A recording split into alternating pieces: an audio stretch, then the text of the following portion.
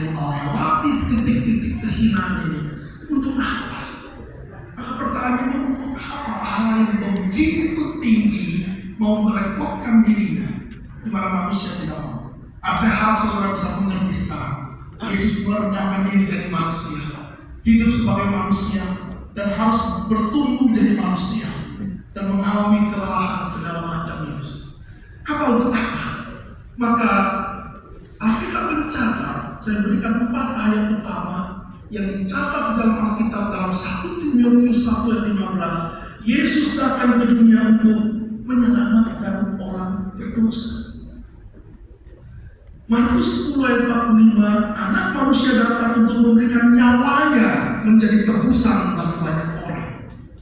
Yohanes 3 ayat 17, Allah mengutus anaknya ke dalam dunia untuk menyelamatkan dunia.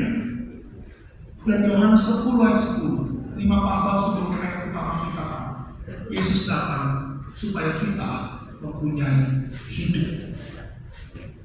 Berapa banyak kita yang kembali memikirkan hal yang sudah kita dengar sejak kita kecil, bahwa Yesus datang supaya kita memiliki hidup. Artinya kita tidak hidup, saudara. Kita semua mati. Seperti bang kita liturgis kejatuhan yang tadi kita baca. Kita semua mati. Maka Yesus datang untuk memberikan hidup, supaya kita memiliki hidup, supaya kita yang di dalam Kristus kembali memiliki hidup. Saudara, sesuatu yang sangat berharga. Berapa banyak dari kita yang take it for granted menjadi orang Kristen? Saudara, ini bukan harga yang murah. Menjadi Kristen bukanlah menjadi salah satu pemeluk agama. Menjadi Kristen adalah bersatu dengan Kristus untuk memiliki kehidupan ini. Dan hanya orang mati yang membutuhkan kehidupan. Tidak ada orang hidup yang membutuhkan hidup lagi.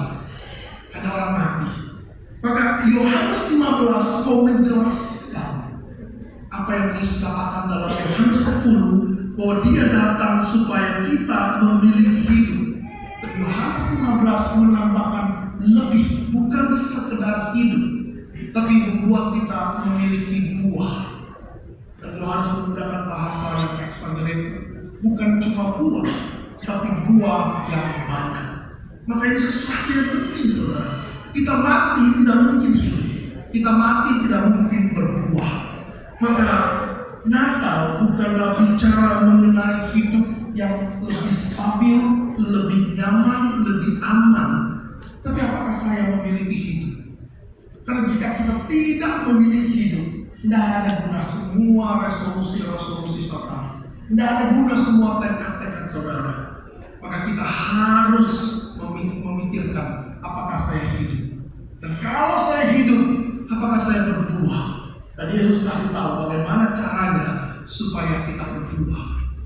Maka ayat yang tadi kita baca, ayat 4 dan ayat 5, jika saudara membaca hati-hati, itu ada sebuah penekanan dari makna yang sama. Bahwa Yesus mengatakan, tinggallah di dalam aku dan aku di dalam kamu.